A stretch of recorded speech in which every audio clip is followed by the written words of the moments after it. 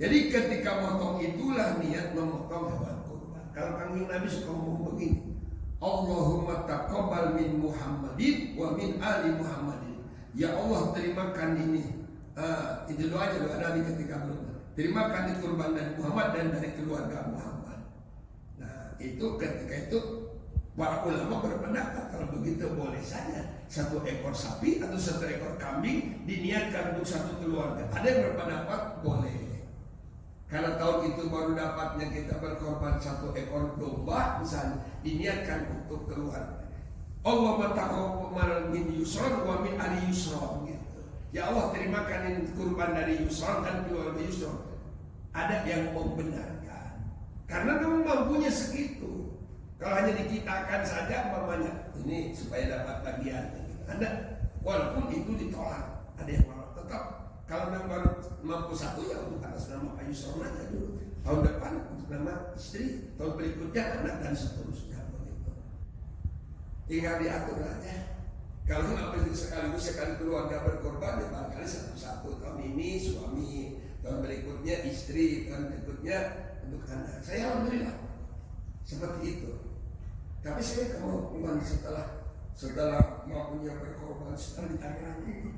Ketika di Pontianak saya mikirin akikah saja kalau di Pontianak anak-anak. Satu projo lagi, keluar lagi, projo lagi, keluar lagi. 2 tahun setengah keluar, 2 tahun setengah keluar. Wah, luar biasa. Begitu unggul dari Bogor, luar biasa. Dapat 8 Pak Yusron. 2 dari lahir di Bogor, 6 lahir di Kalimantan Barat, di Pontianak. Artinya mikir terus, asal punya orang mikir lagi kekah, asal punya orang mikir lagi kekah. Sebab kalau akikah kan sebelum balik, jangan sampai udah kayak sudah begini baru akikah gitu. Nah, makanya nanti apa hubungannya akikah dengan kurban nanti? Nah itu para jamaah. Jadi ketika memotong itu niatnya ada memang niat kurban, ada niat menyembelih lain lagi. Kalau niat menyembelih mah biasanya kan nawaitu an adbaha. Akikatan kalau akikah atau udhiyatan, niat ingsun motong kurban untuk 7 orang, sebutkan ada satu-satu. Nah kakak itu niat diikrarkan sebelumnya. Tapi kalau sudah itu ada, kalau tadi kurban tadi Nabi katakan Allahumma taqabbal min Muhammadin, nah itu berarti kaitan dengan ini jelaslah bahwa itu berdoa untuk diterima oleh Allah kurbannya. Termasuk ada ungkapan Nabi, ya Allah terimakan korban Muhammad dan keluarga dan umat Muhammad yang tidak mampu berkorban. Ini kalau kita pahami hadis itu dari Muhammad, keluarga Muhammad dan umat Muhammad yang tidak mampu berkorban. Luar biasa Rasulullah itu perhatian terhadap umat. Ini tinggal untungnya aja. Nah, dan makanya jangan sudah dikasih duit ada ya di hari terakhir masih dibolehkan waktunya untuk berkorban tadi.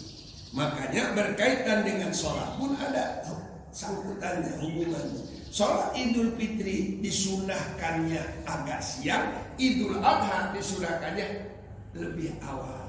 Kenapa Idul Fitri agak siang dikit? Karena memberikan kesempatan dulu, barangkali ada yang belum mengeluarkan zakat fitrah. Sebab kalau zakat fitrah dikeluarkan setelah sholat id, maka dikatakan sodakoh minas sodakoh, termasuk sodakoh bukan zakat fitrah.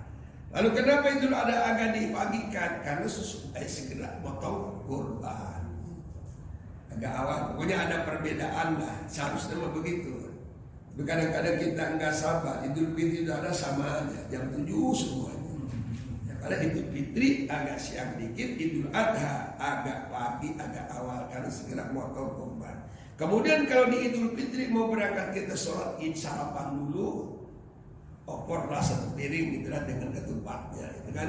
Kalau Idul Adha disudahkannya tahan dulu makan, ngopi segala macam, nanti baru setelah pulang dari sholat baru makan minum. Kemudian para jamaah dikatakan Allah Subhanahu wa taala syarat hewannya. Pertama yang tidak boleh wala yuji'u ujpaun ajqaun wa maqtu'atun ba'din danabin au udunin ubina. Termasuk di sini syarat-syarat hewan tadi. Pertama, binatang itu tidak bisa untuk kurban bila badannya kurus, tidak berdaging, kurus kelihatan, pianonya kelihatan, ya pianonya kelihatan, itu enggak abdol katanya, enggak sah bahkan katakan. Yang kedua, terpotong katanya, atau kakinya patah atau pincang, lepas sebagian ekornya atau telinganya, sekalipun hanya sedikit, atau pincang tadi, atau buta matanya sebelah, atau penyakitan korengan. Bahkan tadi disebutkan oleh Nabi, satu lembar bulu kurban, satu hasanah, satu kebaikan. Tidak lihat ini kambing bulunya pun rontok, gemuk kambingnya, sapinya bergemuk, tapi bulunya enggak ada, kena penyakit kudis misalnya. Suka ada kan kambing atau yang penyakitan itu kan, sehingga diobatin dengan kunyit sampai kuning kulitnya. Kambingnya mah gemuk, tapi bulunya rontok karena penyakit kulit misalnya. Nah, itu tidak boleh. Siapa tadi makanya gemuk dan hasanah baik itu, supaya kalau baik disenangi oleh orang. Dan Allah pun menganjurkan seperti itu. Apa kata Allah? Lan tanalul birra hatta tunfiqu mimma tuhibbun.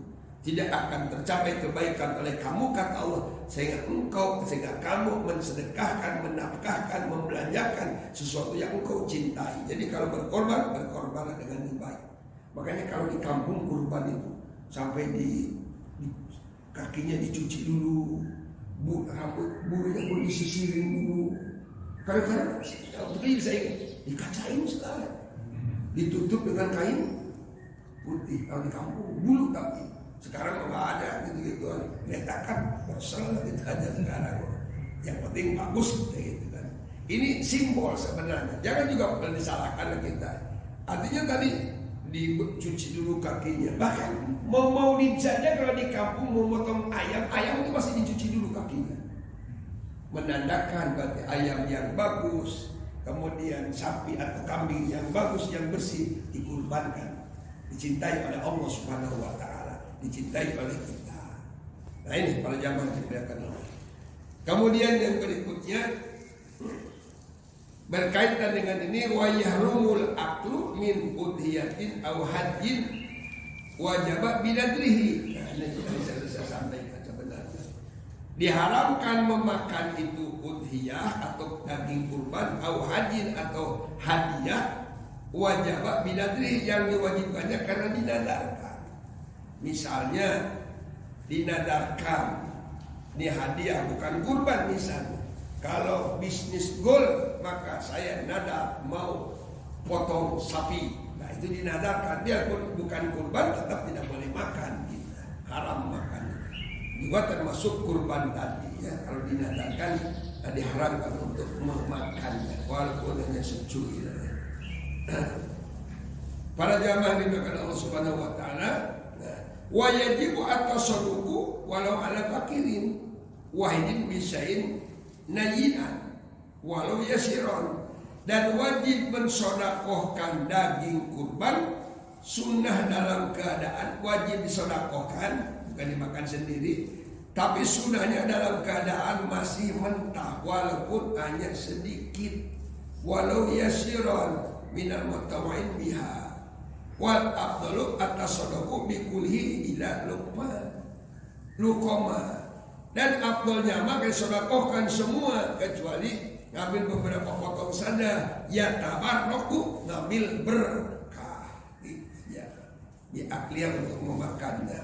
Wa itakuna minal kabid, walaupun banyak hanya seirisnya hatinya misalnya. Wa ala yakula fawqa salasin wa tasadduqun bi jildihi.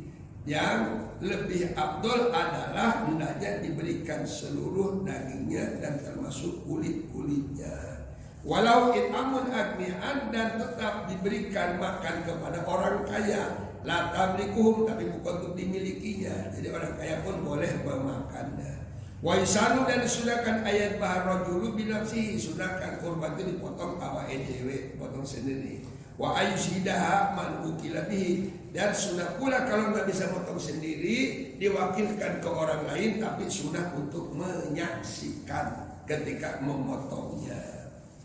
Wa kuriha dan dimakruhkan li muridiha bagi orang yang mau berkorban ijalatun nawi syahrin bi aslin dzilhijjah wa yamin tasrik kata yusdahi.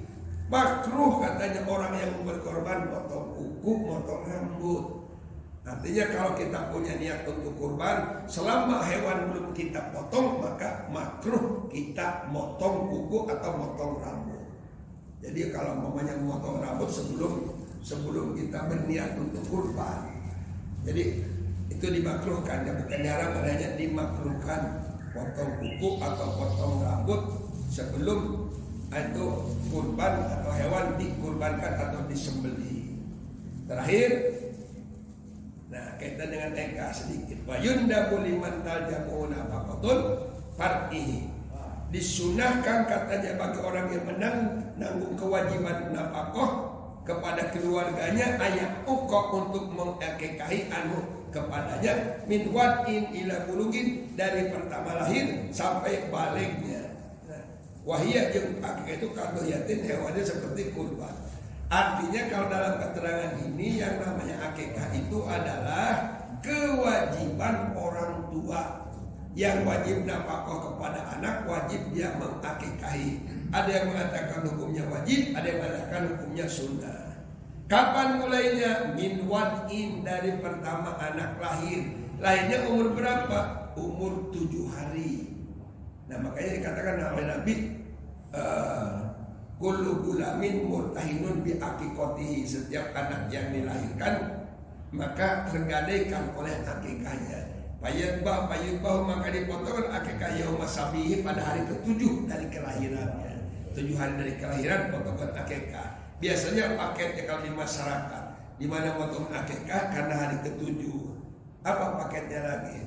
Langsung kadang-kadang kita bersedekahan. Sebenarnya akikah itu asalnya masak bagikan. Kalau kita mah nama modal lagi itu dimasak, tambah lagi sayur, tambah lagi lauk lainnya, tambah kue, tambah undang masyarakat itu juga jadi-jadi aja, sah-sah saja.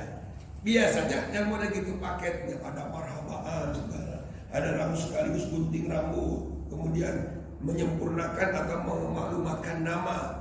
Makanya kalau model sudah begini kita baru akikah, siapa yang mau gendongnya nanti? Potong rambut gitu kan. Makanya mau usah ditanya lagi dah kalau sudah begini mah. Walaupun emak kita siapa jangan diakekahan emak belum akekah siapa suli jangan diakekahan. Boro-boro emak akekah. Sekarang udah jadi orang kaya misalnya di Tangerang nih, boleh nggak akekah?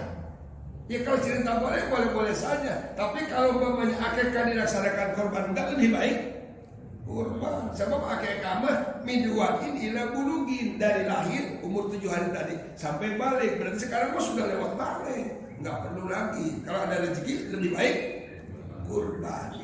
Wallahu a'lam bishawab. Yuk silakan kalau ada yang bertanyakan.